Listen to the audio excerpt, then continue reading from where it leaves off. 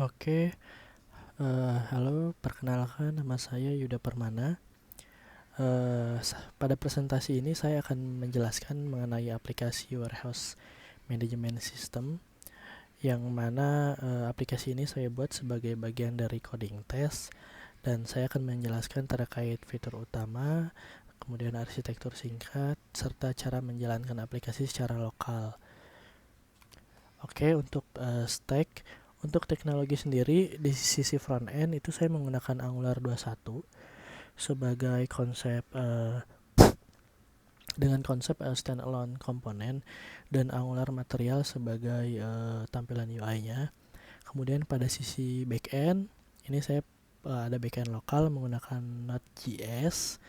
Kemudian ada autentikasi yang mana itu berasal dari API eksternal yang mengharuskan menggunakan mekanisme barrier token sesuai dengan instruksi pada soal.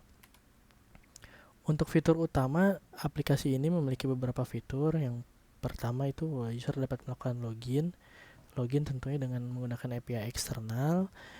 Kemudian nanti ada proteksi halaman dengan OutGuard yang dari sisi front end untuk keamanan. Kemudian untuk menampilkan data list barang dari API eksternal maupun internal. Kemudian ada bisa melakukan CRUD data untuk barang yang khusus dari API lokal. Kemudian ada pencarian dan ekspor CSV sebagai bentuk nilai, memenuhi bentuk nilai tambah. Nah, di sini ada cara menjalankan aplikasi sendiri. Itu saya ada folder yang namanya backend dan frontend. Untuk backend sendiri kita masuk ke folder backend, kemudian npm install, kemudian npm run dev untuk menjalankan aplikasi backend. Kemudian untuk menjalankan aplikasi frontend masuk ke folder yang namanya warehouse frontend, kemudian npm install, kemudian ngserve untuk menjalankan sisi aplikasi frontendnya. Nah, saya akan mendemokan, menjelaskan mengenai aplikasi dan menampilkannya. Terdiri dari login, melihat daftar, sisi CRUD, terus pencarian dan ekspor CSV. Oke, mungkin di sini saya akan dari sisi running server ya. Di sini saya akan menjalankan aplikasi backend. Di sini saya akan menjalankan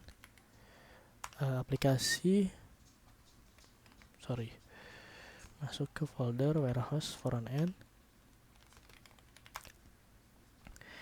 Di sini saya akan menjalankan aplikasi untuk frontendnya. Nah, nanti setelah berhasil untuk running backend dan frontend, nanti tampilan pertama itu ada di tampilan login warehouse management. Nah, di sini ada halaman email dan password sesuai dengan instruksi pada soal, yang mana nanti ketika login itu akan mengembalikan respon API. Nah, API token itu sendiri saya simpan di local storage. Jadi kalau misalkan saya lihat di sini, kita lihat di sini, misal ini saya login. Nah, nanti API token ini saya simpan di local storage dari sisi front end untuk kemudian diteruskan oleh HTTP interceptor yang nantinya akan meneruskan request HTTP. Nah, untuk di halaman setelah login berhasil itu ada halaman daftar list barang.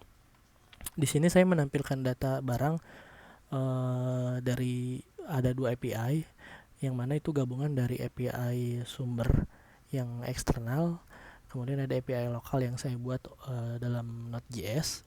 Nah, yang API eksternal itu saya sengaja tidak menggunakan action CRUD karena sudah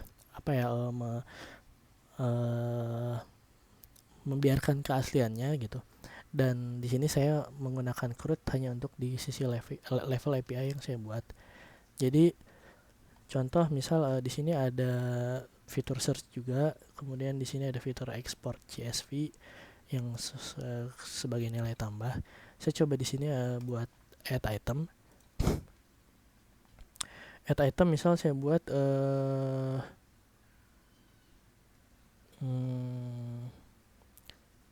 sendok misal saya bikin 100. satuannya pieces, saya save. Nah di sini ada sendok, data masuk, stoknya 100, satuannya pieces. Misal saya edit sendok, misal saya edit jadi piring, stoknya misal saya edit jadi 500, simpan. Nah berubah jadi piring, stoknya 500 pieces. Kemudian saya delete piringnya, misal hapus piring, oke. Nah piringnya hilang. Nah itu fitur create dari Node.js saya. Kemudian di sini ada fitur pencarian. Misal saya mau mencari kabel, nah, kabel yang ada di sini. Kemudian misal saya mau nyari obeng. Nah di sini ada fitur export CSV, yang mana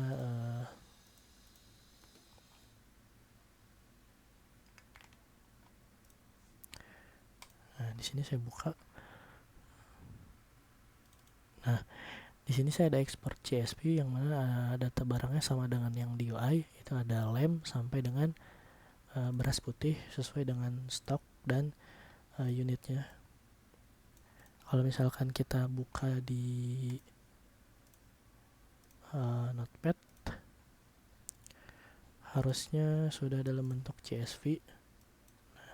Nah ini lem, separator, kabel sampai dengan beras putih. Oke, fitur search, CRUD dengan export CSV sudah. Nah, di sini saya juga mau menampilkan sedikit tentang outguard-nya. Jadi ketika login berhasil, di sini ada API token. Jadi ketika saya refresh atau refresh di sini, itu tetap di halaman ini. Tapi ketika misalnya API tokennya segitu saya hapus,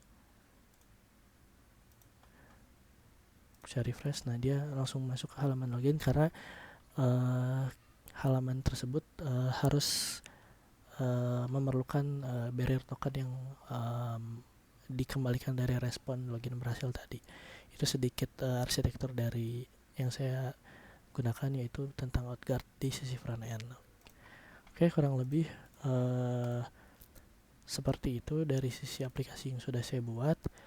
Terima kasih banyak. Semoga bisa dapat memuaskan Bapak atau Ibu. Terima kasih.